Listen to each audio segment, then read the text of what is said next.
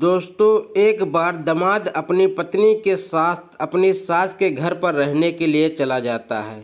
अब इसकी सास अपनी बेटी को और अपने दामाद को जब देखती है, देखते ही बड़ी खुश हो जाती है और उसकी सेवा संस्कार में लग जाती है। दोस्तों, इस दामाद को अपनी सास के घर पर रहते रहते लगभग 2 दिन का समय गुजर जाता है। जब तीसरी रात आती है तो दोस्तों, घर में लाइट नहीं होती है।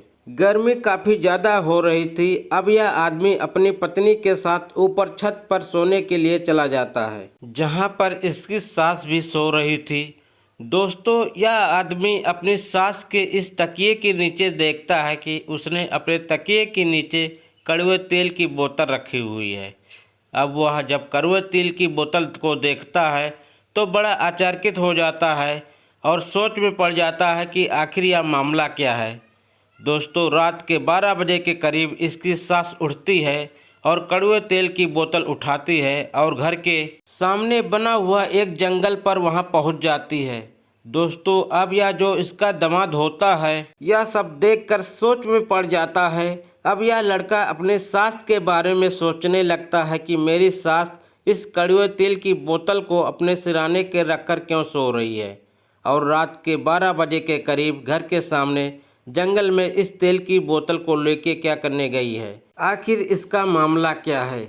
दोस्तों, यह लड़का इस राज का पता लगाने के लिए लग जाता है, लेकिन एक दिन इस लड़के को राज का पता लग ही जाता है।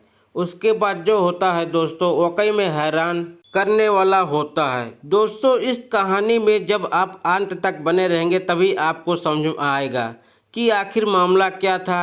इसलिए मेरी आप लोगों से एक छोटी सी रिक्वेस्ट है, इस कहानी को आप अंत तक ज़रूर देखिएगा, क्योंकि इस कहानी से आपको एक बहुत बड़ी सीख मिलने वाली है।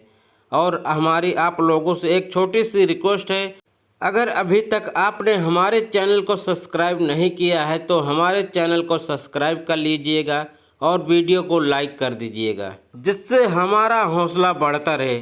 दोस्तों, कहानी को शुरू करते हैं और बताते हैं कि पूरी कहानी में क्या है। दोस्तों, आज की इस सच्ची घटना की शुरुआत होती है बिहार राज्य से और इसी राज्य के अंतर्गत एक गांव में अंजू नाम की महिला रहा करती थी।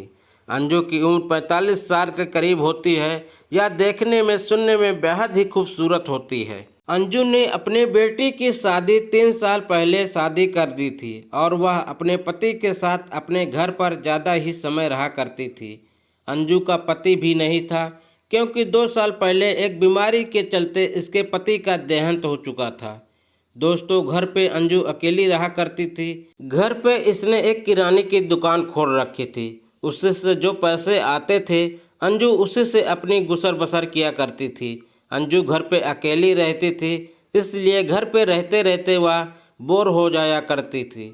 तो कभी कभार वो अपनी बेटी को अपने घर पर बुला लिया करती थी रहने के लिए। दोस्तों, एक दिन अंजू अपने दामाद को फ़ोन करती है, जिसका नाम महेश होता है। इसकी उम्र 26 साल के करीब होती है। वह महेश से कहती है कि दामाद जी, आप तो मेरे घर पे आते ही नहीं। बेटी तो कभी कभार आ जाती है, लेकिन आखिर मुझसे क्या नाराज़गी है कि तुम मेरे घर पर रहने के लिए नहीं आते हो। मुझे तुम्हें देखने का बहुत मन कर रहा है। काफ़ी दिनों से तुम घर पे नहीं आए हो। अब महेश अपनी सास अंजू से कहता है कि सासू माँ जी, ऐसी कोई बात नहीं है, बस मैं काम में बिजी रहता हूँ, इसलिए मैं आपको समय नहीं दे पाता हूँ। अब अंजू इससे कहती है कि मैं चाहती हूँ कि तुम 1 हफ्ते के लिए मेरे घर पर आ जाओ और बेटी को भी साथ में ले आना। तुम दोनों घर पे रहोगे तो मेरा भी मन लगा रहेगा और काफ़ी अच्छा भी मुझे लगेगा। अब महेश अपनी सास की बात को समझ जाता है और उससे कहता है, ठीक है सासू माँ जी, जैसे आप कहती हो मैं वैसा ही करूँगा। मैं अपनी बीवी को साथ लेकर आपके घर पर रहने के लिए आ जाऊँगा। कोई दिक्कत वाली बात नहीं है। बस इतनी बात होके इनका फ़ोन कट हो जाता है। दोस्तों, 2 दिन का समय गुजरने के बाद महेश अपने पत्नी को साथ लेता है और अपने सास के घर पर पहुंच जाता है। अब अंजू अपनी बेटी और अपने दामाद को जब देखती है तो बहुत खुश हो जाती है। उसका खुशी का कोई ठिकाना नहीं होता है। वह अपने दामाद के आगे पीछे हो जाती है। दोस्तों, वह बाजार जाती है और बाजार से नाश्ते पानी का सामान ले आती है। फिर यह तीनों बैठ के वहीं पर नाश्ता करते हैं। शाम का वक्त होता है, खाने की तैयारी हो जाती है।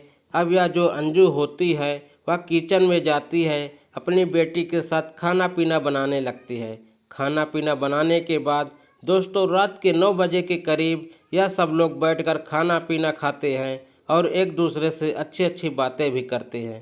दोस्तों अंजू अपने दामाद और अपनी बेटी का बिस्तर नीचे वाले कमरे में लगा देती है। उनसे कहती है कि लाइट आ रही है, पंखा भी चल रहा है और आप दोनों नीचे वाले कमरे में सो जाओ, मैं ऊपर छत पर जा रही हूँ, छत के आंगन में मैं सो जाऊँगी। दोस्तों इन दोनों की बात ख़त्म हो जाती है और यह लोग अपने सोने की तैयारी करने लगते हैं। दोस्तों अगले दिन जब सुबह होती है तो फिर अंजू अपने दामाद और बेटी के साथ बातचीत करती है, उसके साथ नाश्ता पानी करती है। ऐसे ही दोस्तों दोपहर भी कट जाती है, शाम आ जाती है। शाम का यह लोग फिर खाना पीना खाते हैं और एक दूसरे से बातचीत करके फिर सो जाते हैं।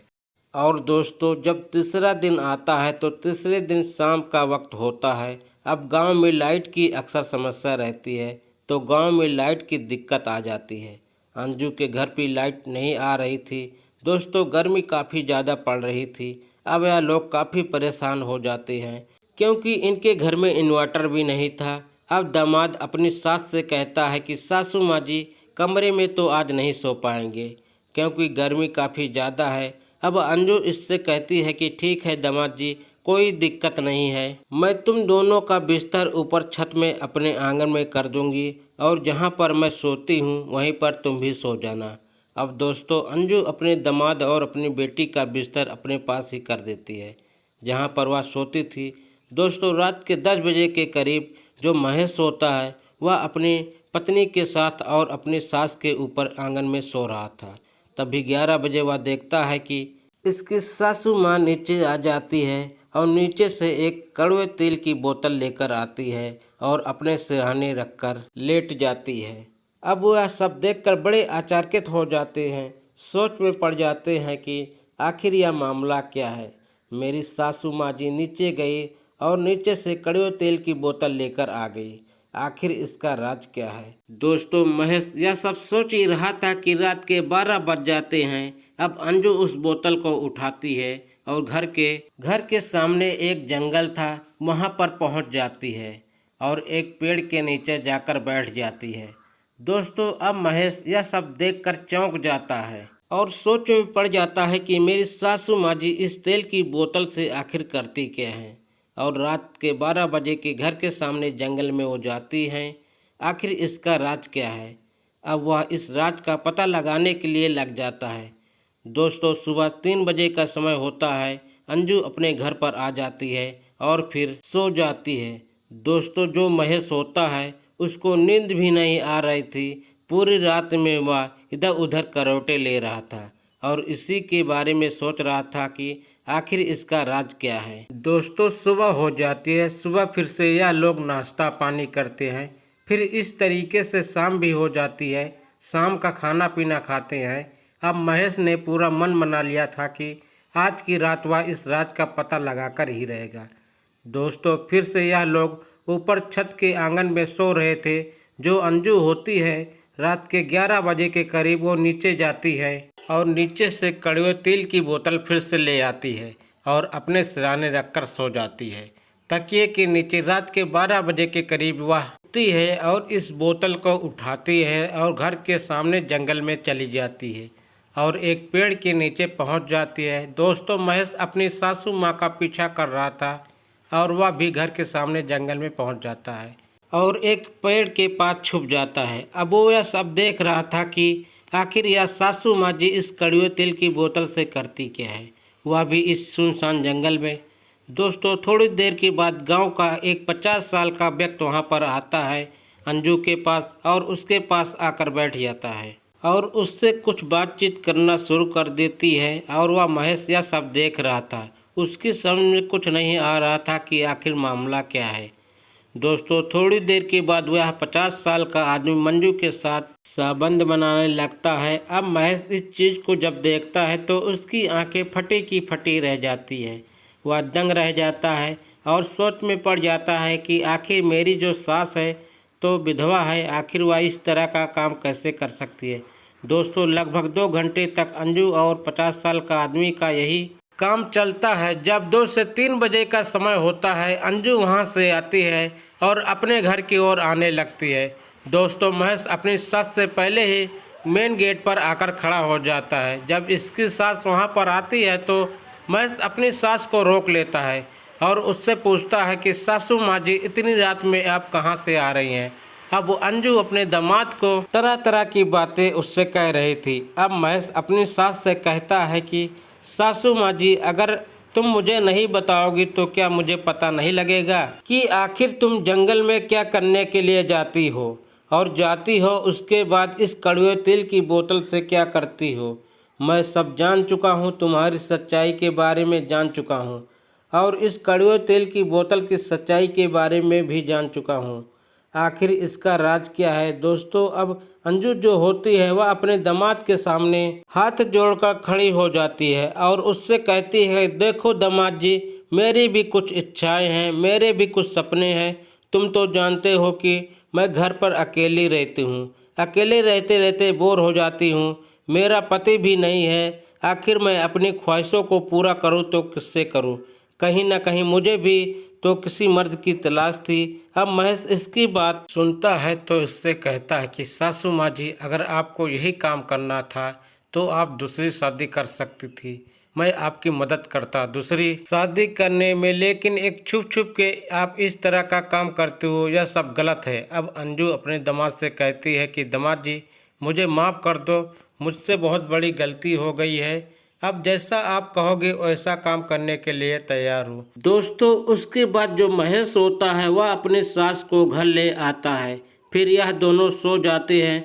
दोस्तों अगले दिन जब सुबह होती है तो महेश अपनी सास से कहता है कि सासू माँ जी, आप बिल्कुल चिंता मत कीजिए, मैं एक ऐसे व्यक्ति को जानता हूँ जो आपसे शादी कर लेगा, आपका काफ़ी अच्छे से भी ख्याल रखेगा। अब महेश अपने उस आदमी को फ़ोन करता है, उस दोस्त को फ़ोन करता है और उससे अपनी सास की शादी करने की बात करता है। वह आदमी भी मान जाता है क्योंकि उसकी भी पत्नी नहीं थी और वह आदमी भी दूसरी शादी करना चाहता था। दोस्तों अब दोनों का रिश्ता पक्का कर दिया जाता है और एक मंदिर में लाकर इन दोनों की बड़ी अच्छे से शादी करवा दी जाती है। दोस्तों महेश का दो दोस्त होता है जिसने उसकी सास से शादी की थी, अब वह अंजू के घर पर ही रह रहा था और उसी के घर पर वह रहकर अपना काम भी कर रहा था। अब अंजू को पैसे की भी कोई दिक्कत परेशानी नहीं थी, वह अपने पति के साथ बड़े अच्छे से रह रही थी, किसी बात की कोई दिक्कत नहीं थी। तो दोस्तों इस कहानी को सुनाने का हमारा मकसद आप लोगों को परेशान करना या आपका दिल दुखाना नहीं था, सिर्फ आप लोगों को संचेत और जागरूक करना था। तो दोस्तों इस कहानी से आपको क्या सीख मिलती है आप हमें कमेंट सेक्शन में बता सकते हैं। चलिए दोस्त फिर मिलते हैं किसी और वीडियो में, तब तक के लिए जय हिंद, वंदे मातरम।